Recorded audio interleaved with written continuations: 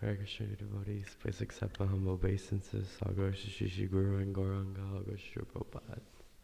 Thank you for... Oh, no.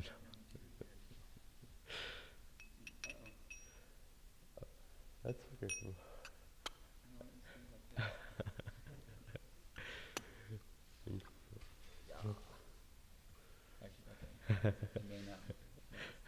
That's okay. Jaya Radha Madhava Kunja Bihari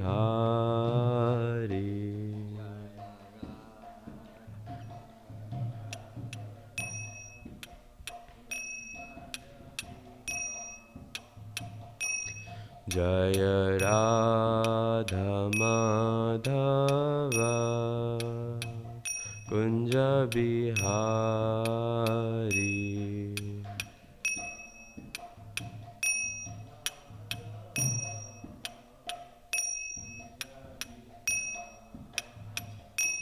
Jaya Gopi Janavallabha Giribharadhari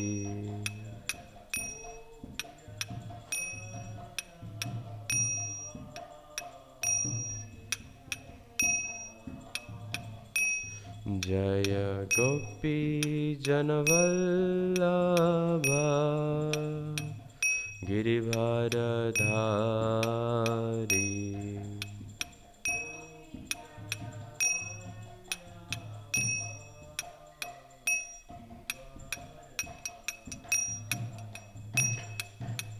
Yashodanandana Vrajajanaranjana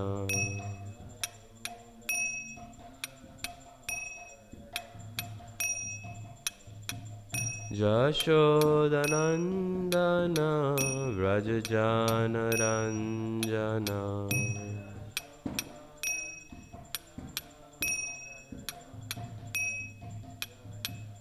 Jamunatira Vanachari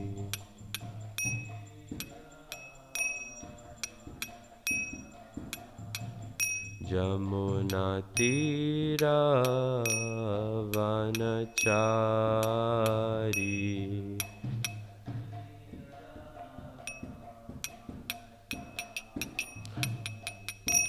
Jaya Radha Madhava Kunja Bihari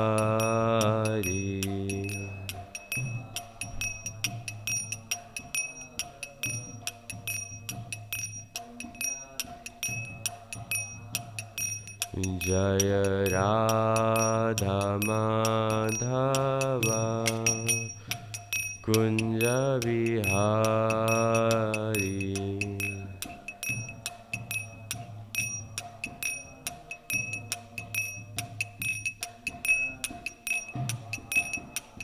Jaya Gopi Janavallabha Giribharadhari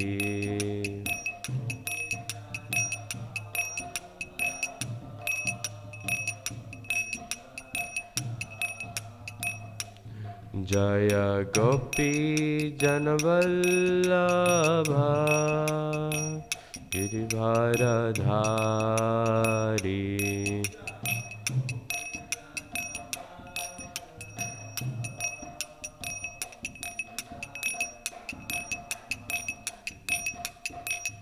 Yashodanandana Vrajajanaranjana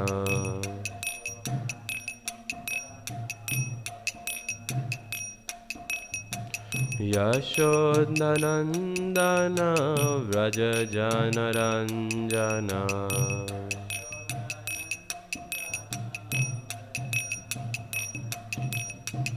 Jamunatira Vanachari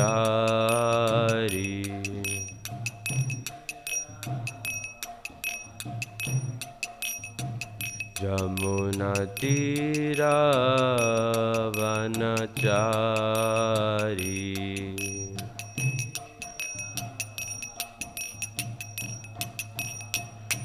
Jaya Radha Madhava Kunja Bihari.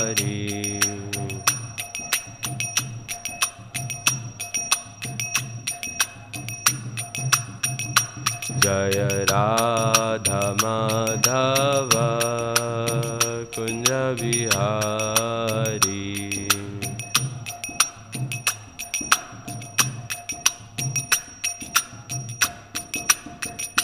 Jaya Radha Madhava Kunja Bihari.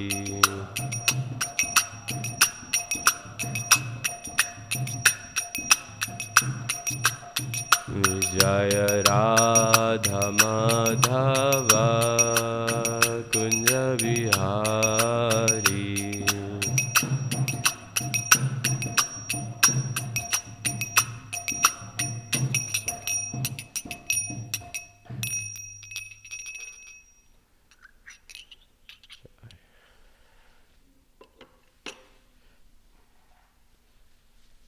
Jai Shri Akachan Ji Ki Jai, Shri Prabhupada Ki Jai, Thank God.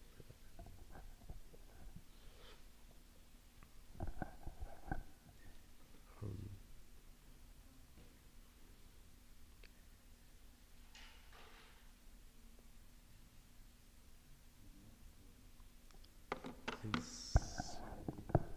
Yeah, okay. Yes. Let's try that one more time. There we go. Okay.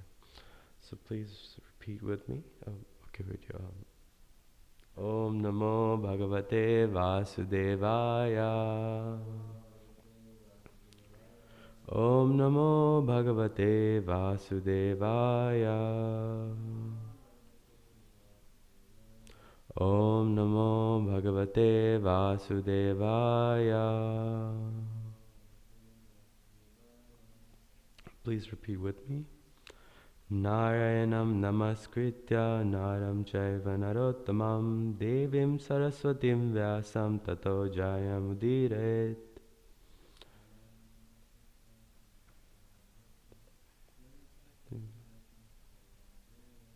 Translation, you could repeat with me.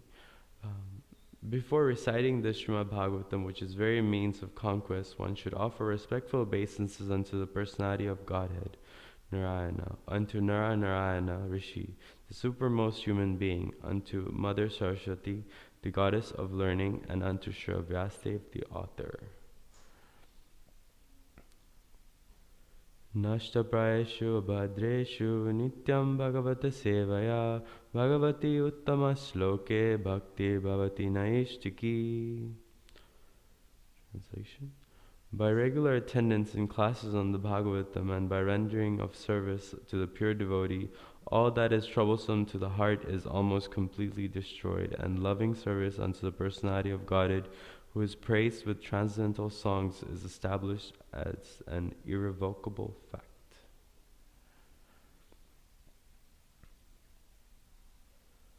Om Jnana Timirandasya Jnananjana Shalakaya Chakshurum Militam Jena Tasmai Sri Gurave Namaha. I was born in the darkest of ignorance, and my spiritual master opened my eyes with the torch of knowledge. I offer my respectful obeisances unto him.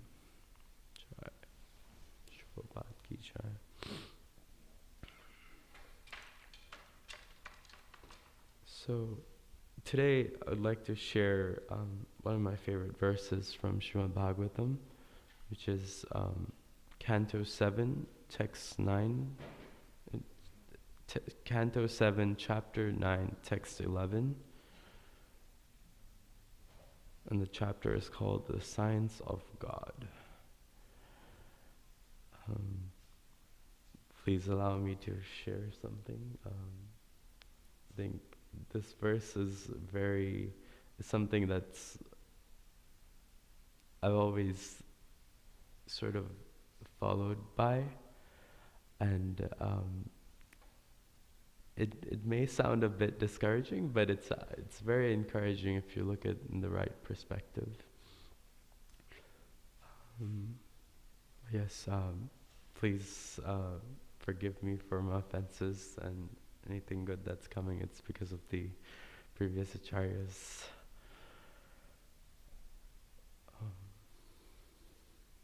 Yes, okay. So, okay.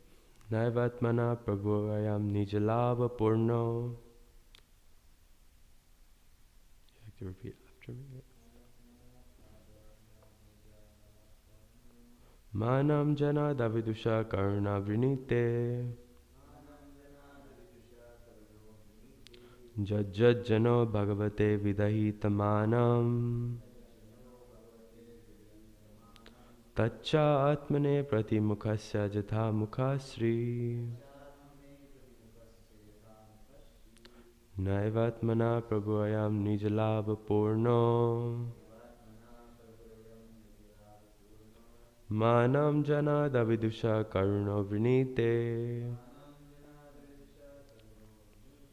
Jajjad jano bhagavate vidahi. Taccha atmane pratimukhasya jatha mukhasri. Naivatmana prabhurayam nijalava purno. Manam jana davidusha karuno vrinite. Jajjad jano bhagavate vidahi. Taccha atmane pratimukhasya jatha mukhasri.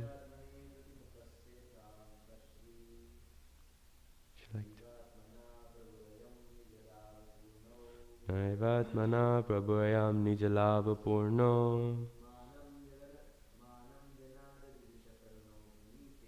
Manam jana davidusha karuno vrinite. Jajjad jano bhagavate vidahi. Tachatmane pratimukhasya jatha mukhasri.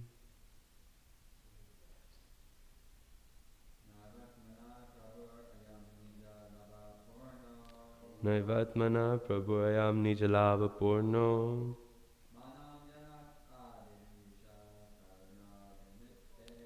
Manam jana davidusha karuna vrinite. Jajjad jano bhagavate vidahi.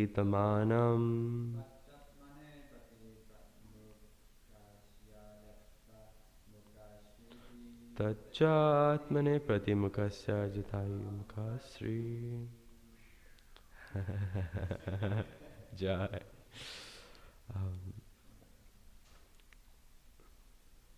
Synonyms: na, nor. Eva, certainly. Atmana, for his personal benefit. Prabhu, Lord. I am this. Nijalava Purno is always satisfied in himself. He does not need to be satisfied by the service of others. Manam, respect. Janat, from a person. Avidusha, who does not know that the aim of life is to please the Supreme Lord. Karuna, the Supreme Personality of Godhead, who is so kind to this foolish, ignorant person. Vrinite, accepts, yet, whatever, jana, a person. Bhagavate, unto the Supreme Personality of Godhead. Vidahita, may offer. Manam, of worship. Tat, that. Cha, indeed. Atmane, for his own benefit. Pratimukhasya, of the reflection of the face in the mirror. Yatha, just as. Mukhasri, the decoration of the face. Translation: the Supreme Lord, the Supreme Personality of Godhead, is always fully satisfied in himself. Therefore, when something is offered to him, the offering by the Lord's mercy is for the benefit of the devotee. For the Lord does not need service from anyone. To give an example, if one's face is decorated, the reflection of one's face in a mirror is also seen to be decorated. Right. Oh, yes, yes. I'd be nice. Thank you, bro. Sorry.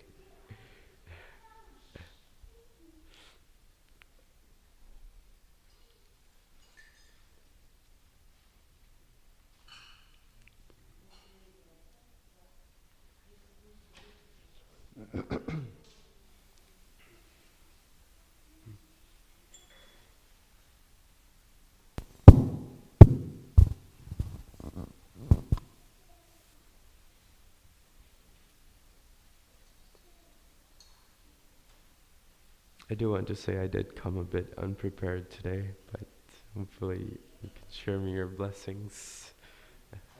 Okay, thank you. Thank you for being here and encouraging me.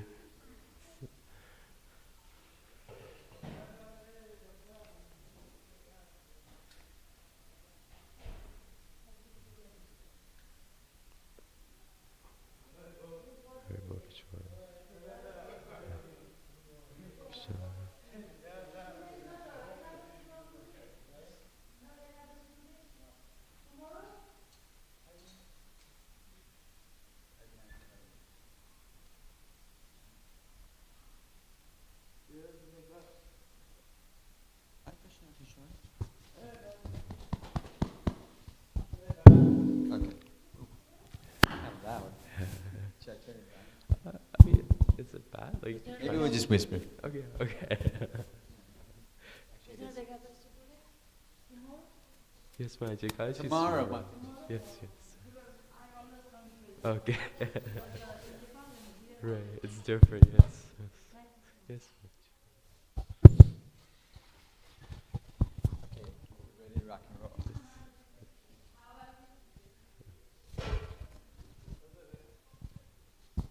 So we'll be reading the purport now. What's that purport? We'll be reading the purport. Yes. You go ahead. Go ahead. Yes, yes. Thank you, bro. Purport. In Bhakti Yoga, it is recommended that a devotee follow 9 principles. Shravanam, Kirtanam, Vishnu, Smaranam, Padasevanam, Archanam, Vandanam, Dasyam, Sakyam, Atma Nivedanam. This service of glorifying the Lord by hearing, chanting, and so on is not, of course, meant for the benefit of the Lord. This devotional service is recommended for the benefit of the devotee. The Lord is always glorious, whether the devotee glorifies Him or not. But if the devotee engages in glorifying the Lord, the devotee himself automatically becomes glorious. Cheto darpanam ajaranam bhav mahadavagni nirvapanam. By glorifying the Lord constantly, the living entity becomes purified in the core of his heart, and thus he can understand that he does not belong to the material world, but is a spirit soul whose actual activity is to advance in Krishna consciousness, so that he may become free from the material clutches. Thus the blazing fire of material existence is immediately extinguished. Bhav Mahadavagni Nirvapanam. A foolish person is amazed that Krishna orders Sharva Dharmana Parityajya Mam Ekam Sharanam Raj. Abandon all varieties of religious activities and just surrender unto me. Some foolish scholars even say that this is too much to demand. But this demand is not for the benefit of the Supreme Personality of Godhead. Rather, it is for the benefit of human society. If human beings, individually and collectively, surrender everything to the Supreme Personality of Godhead in full Krishna consciousness, all of human society will benefit. One who does not dedicate everything to the Supreme Lord is described in this verse as avidusha, a rascal. In Bhagavad Gita 7:15, the Lord himself speaks in the same way. Namam duskritrino mudha prapyayante naradmaha mayaya paratritnana ashiram bhavam ashvitaha. Those miscreants who are grossly foolish, lowest among mankind, whose knowledge is stolen by illusion, and who partake of the atheistic nature of demons, do not surrender unto me. Because of ignorance and misfortune, the atheists and the Naradhamas, the lowest of men, do not surrender unto the Supreme Personality of Godhead. Therefore, although the Supreme Lord, Krishna, is full in himself, he appears in different yugas to demand the surrender of the conditioned souls so that they will benefit by becoming free from the material clutches. In conclusion, the more we engage in Krishna consciousness and render service unto the Lord, the more we benefit. Krishna does not need service from any of us. Jai. Srimad Bhagavatam ki jai. Shri Prabhupada ki jai. Prabhupada's wonderful purports ki jai.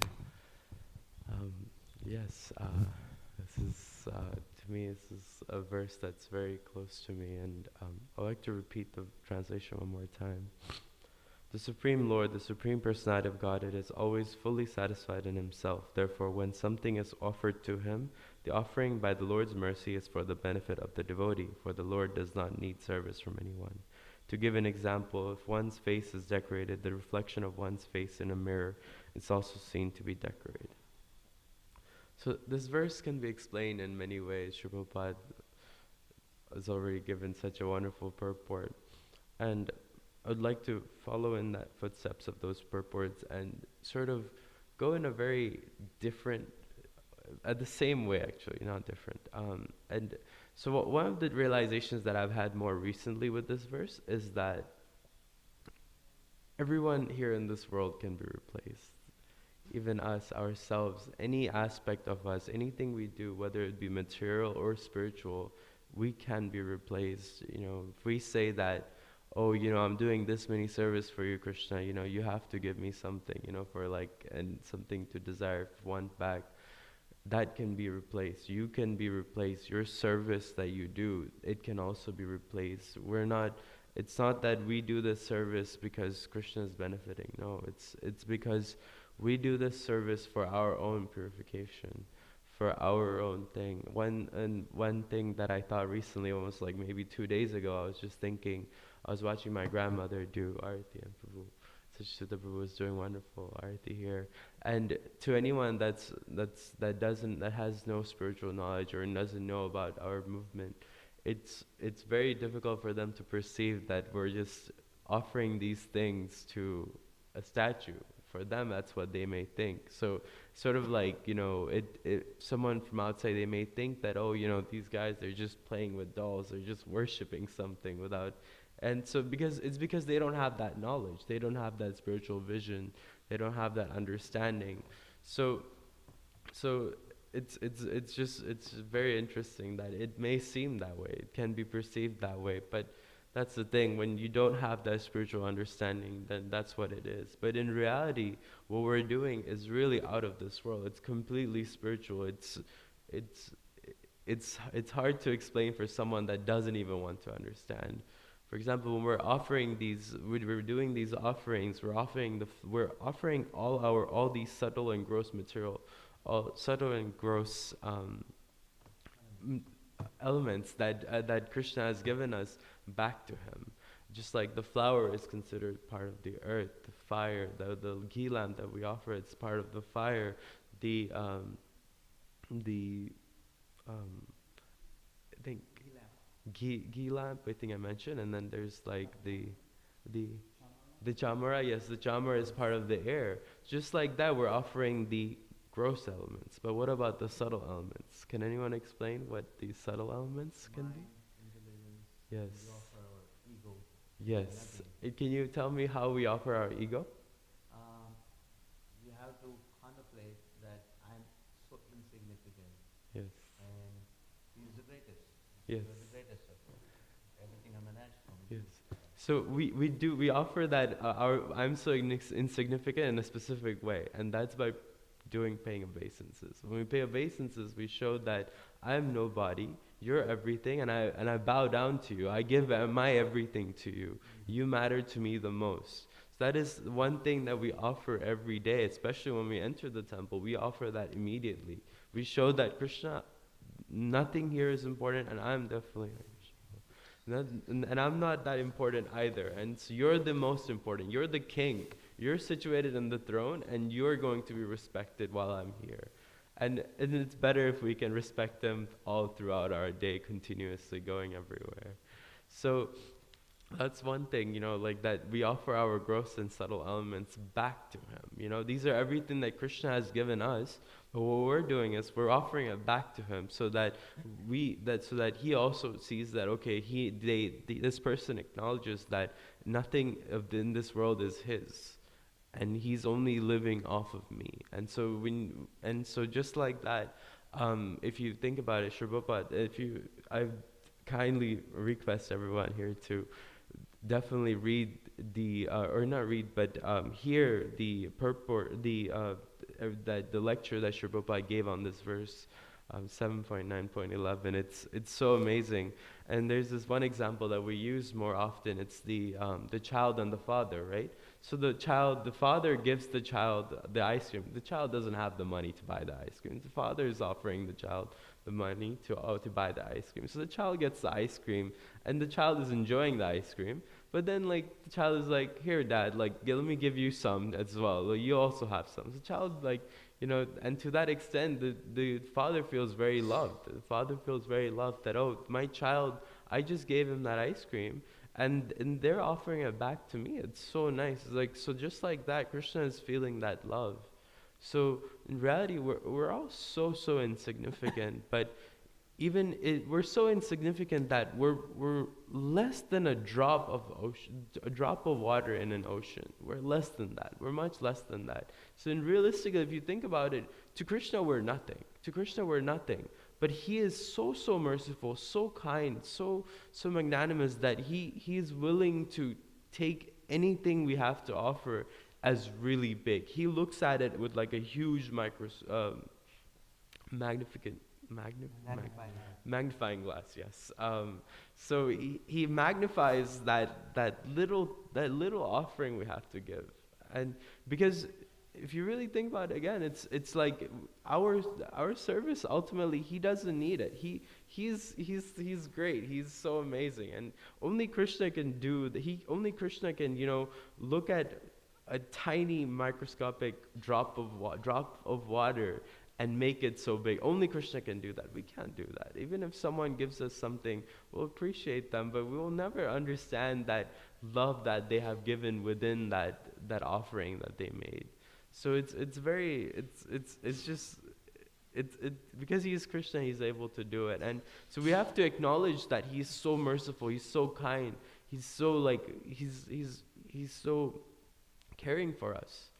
And if we can acknowledge that, we will feel the need to reciprocate with him, right? We'll feel the need to reciprocate because then we realize that he has given me everything. Everything in this world that I have is because of him, and he has given me everything. The least I can do is offer back to him, give back, give something back, so that I can show him my gratitude. And just like that, if we practice on that slowly, gradually, we'll come to understand what is that love of Godhead. Until then, we will still completely be tangled in this material world if we do not give back to him constantly. And just like Mahaprabhu says, na janam, na dhanam, na sundarim, kavitam. I don't want anything. I just want to constantly serve you life after life. It's not even that I want liberation from you. I don't want anything from you. I constantly want to serve you. And that service is accepted by Krishna, and because he really appreciates this. And another thing that's mentioned at the end of the translation is that if one's face is decorated, the reflection of one's face in a mirror is also seen to be decorated.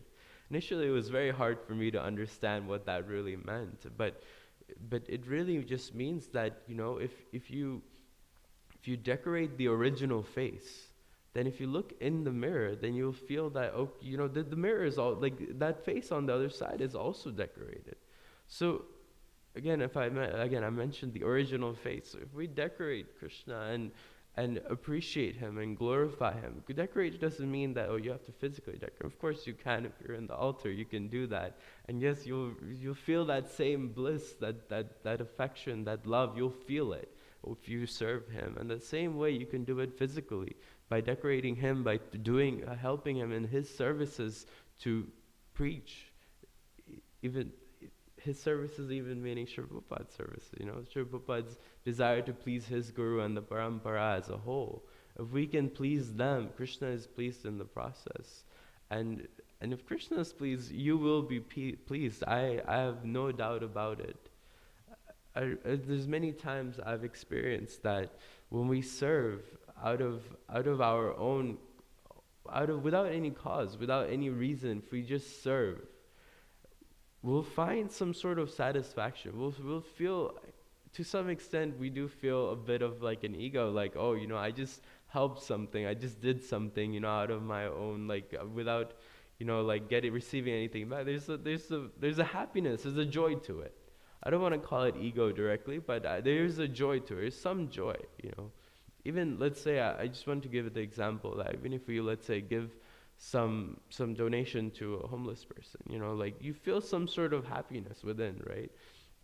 So if we do that in Krishna's service without wanting anything back from him, just imagine how much more satisfaction you may get. Just imagine. It's and Krishna notes everything down. He remembers everything. He obviously gives you all of your remembrance, so there's no doubt that he remembers everything that that you're doing out of your own pure will, because he has given us the will to do whatever we desire. Now the rest is up to us. So just like that, if we can serve Krishna without any purpose, any reason, then that will reflect, because his happiness will reflect on us. Obviously, he will be more happy than you are, but at least even just looking at a tinge of his happiness, you'll feel some happiness, some satisfaction, and that satisfaction, I assure you, there's no doubt, I'm pretty sure most of you have experienced that, it does satisfy at least the day that you did that service. You feel that joy, and if we can continue to serve Krishna in that way, and make our predecessors happy, there's no doubt that we'll for sure go back to Godhead, because Krishna says more than trying to make me happy is making my devotees happy, my pure devotees happy, and that should be one of our goals, to make Krishna's pure devotees happy. Because they know what Krishna likes. They know everything about Krishna. They know what makes Krishna happy. And their happiness is dependent on Krishna's happiness. They don't think, oh, my disciples are doing all this for me because, and it makes me happy. No, they're thinking this is making Krishna happy. And because this is making Krishna happy, that's what makes me happy. I'm not concerned about anything. So, yes, I'll keep it to that. If there's anything that anyone wants to share. Oh, okay. I thought maybe you wanted to share something. It's just.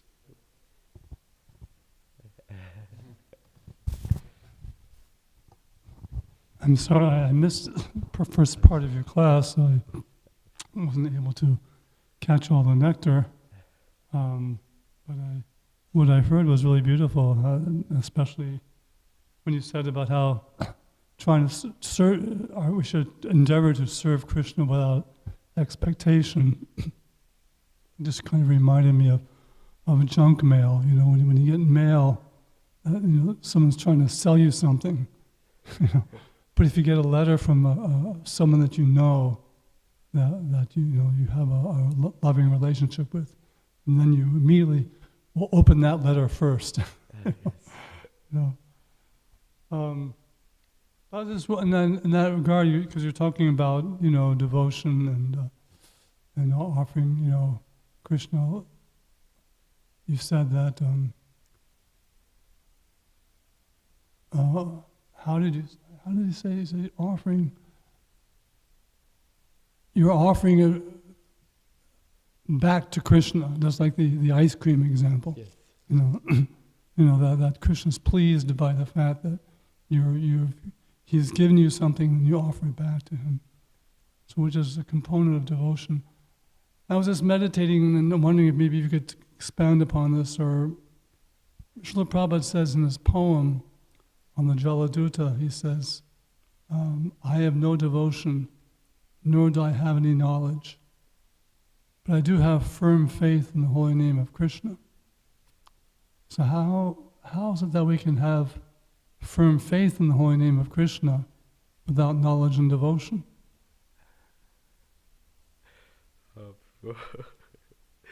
Completely insignificant to answer such questions, but let me try to gather up.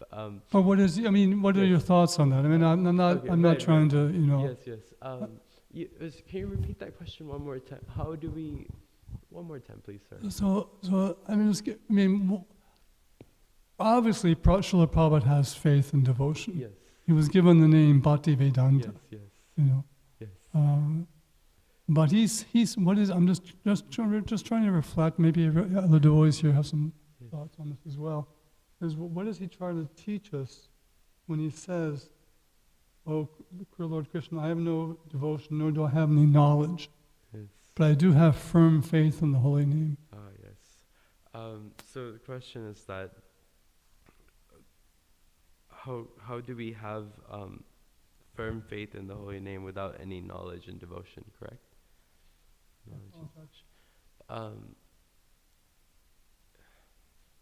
So I'd personally like to think that Srila Prabhupada was just being humble by saying that there's faith. Okay, yes. So one story I do want to share with that, which is amazing. I know I can connect this very well. So Mahaprabhu, when he was traveling, he met a devotee who was reading Bhagavad Gita. He was reading Bhagavad Gita, and his friends were laughing. His other Brahmin friends were laughing, and they were laughing because he was completely illiterate. He doesn't even know how to read at all, but he was still reading that book.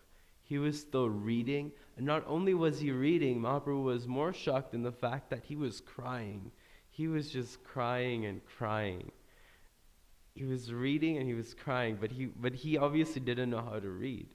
So Mahaprabhu was like, "So how are you reading?" I think if I'm correct, he first of all chastised the ones that were laughing, but then he questioned him like, "How are you reading and still crying? How are you able? You cannot read, but you're still crying." So his response was that, "My guru told me to read. He told me this is the most amazing knowledge in this world, and you need to read this." And even though he can't read, he was crying because he was remembering his guru and just appreciating him in that process. And so it's very interesting that, you know, he the only knowledge he had was pleasing guru. And from that, he was already shedding tears without understanding the Bhagavad Gita. So I just feel like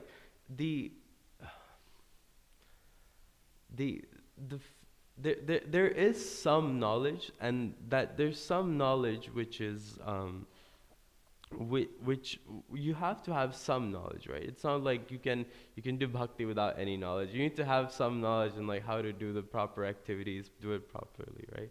And to that extent, I feel like Sri Prabhupada was just being humble by saying that he has no knowledge or devotion.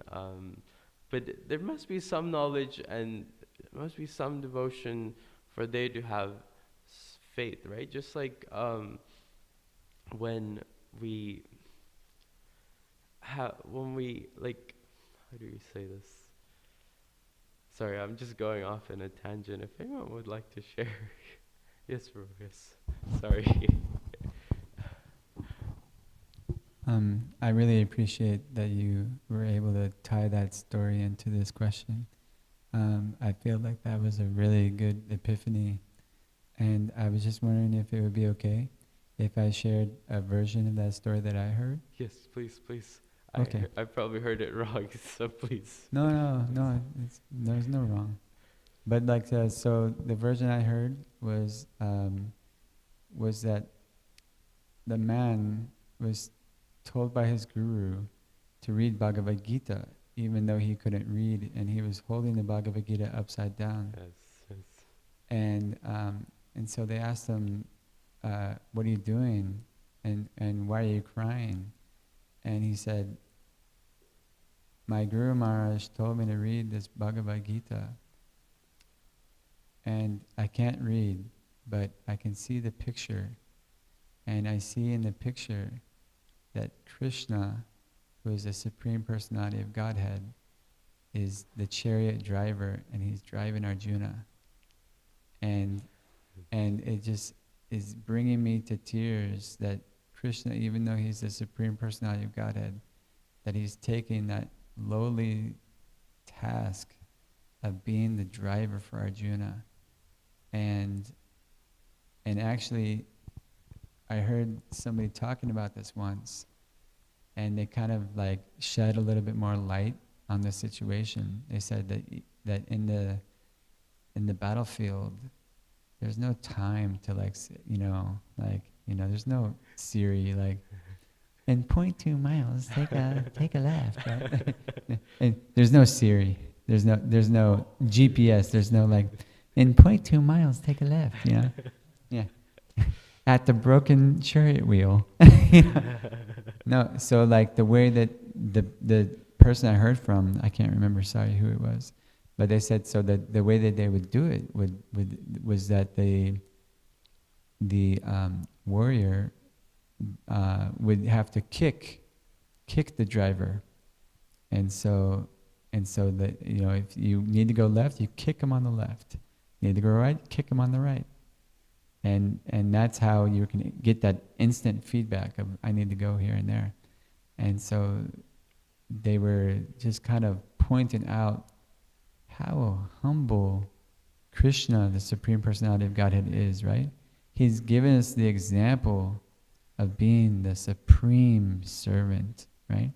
And so when he was reading the Bhagavad Gita, he was meditating on how Krishna is the servant of his devotee, and he just started to cry. And then Lord Chaitanya says, yes, you have understood Bhagavad Gita.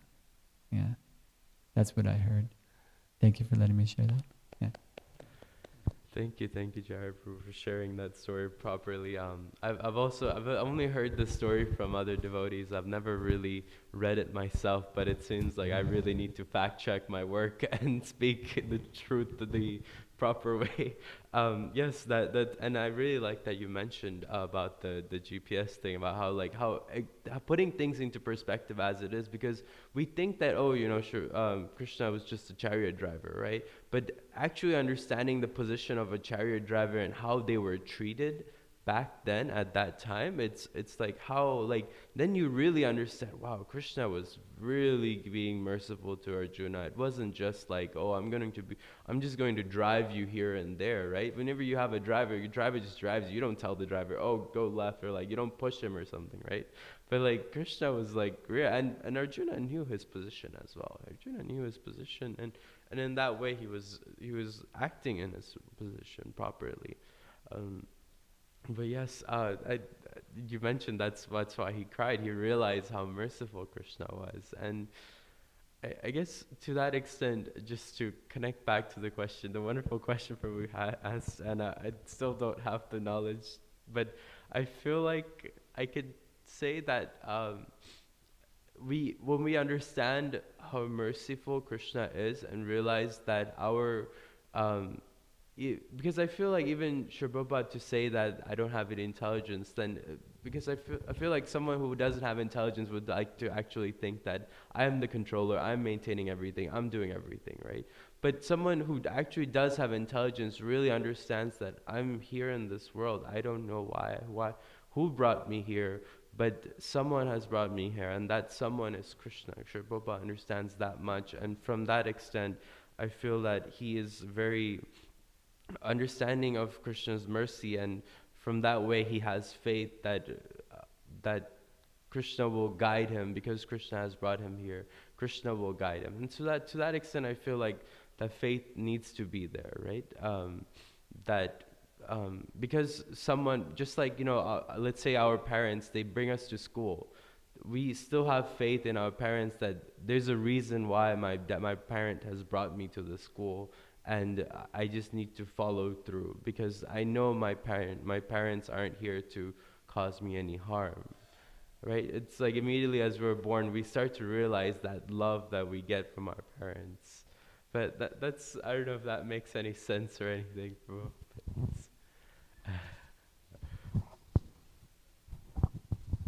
Thank you for this wonderful discussion. I just Yes. something else just kind of Yes, came yes. came to my mind. I was thinking about the prayer to the Guru, Yes. and how we say Divya Gyan Hriday Prakasito, right? Like so. I think that the main goal is to hear the words of the spiritual master, and to, what I've read is that we want to make that one with our heart, right? And then once we make the instructions of the spiritual master one with our heart, then the mercy flows, right?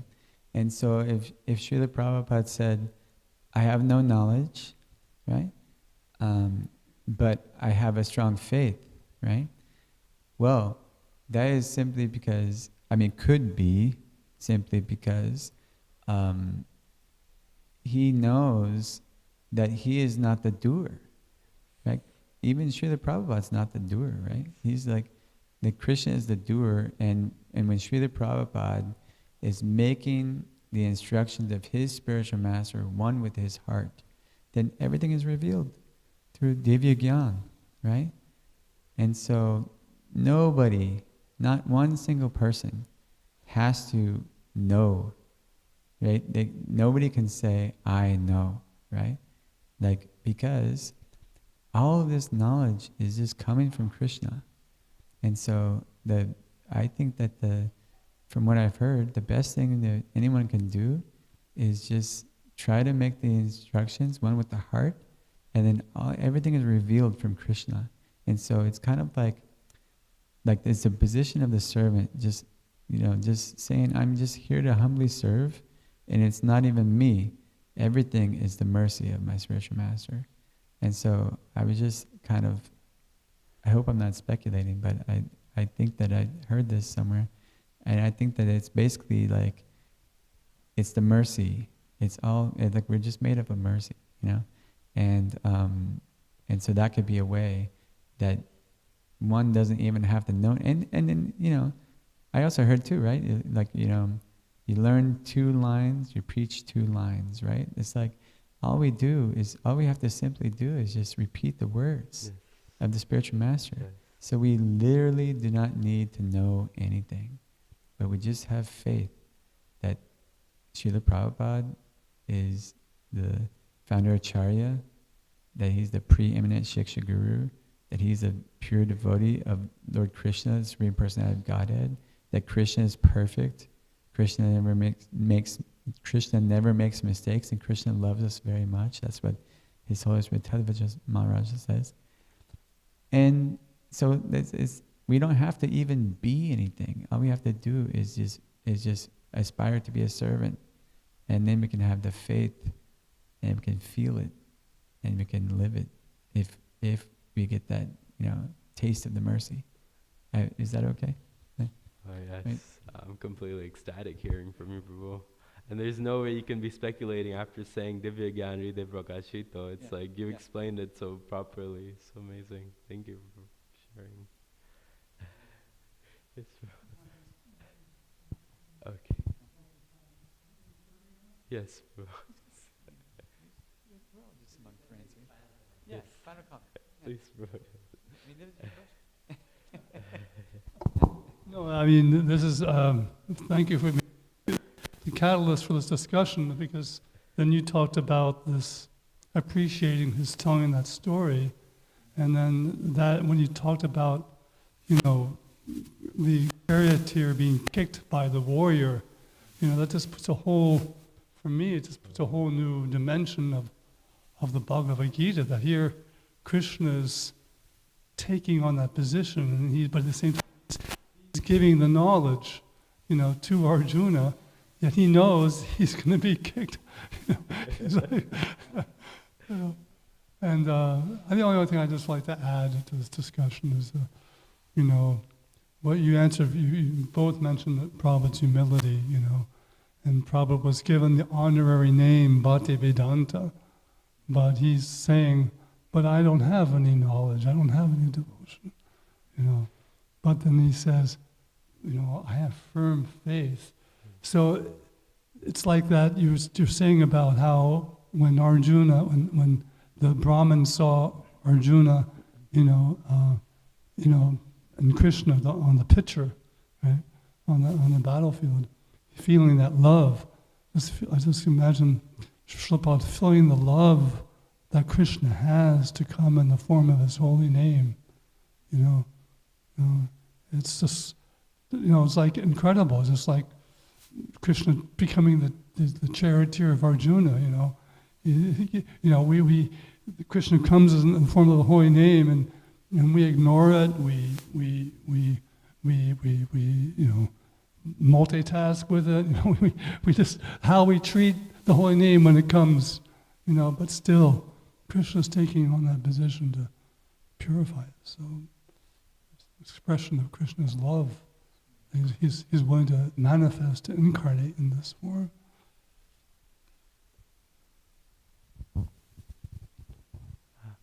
I'll just end with just a few things. And what things that I just really wanted to mention is Krishna is here. It's not that we brought him here. It's not that he just we gave money and then we made him and then we brought him here. He came out of his own sheer will. Everything that in every aspect of our life, deities are here out of their own sheer will.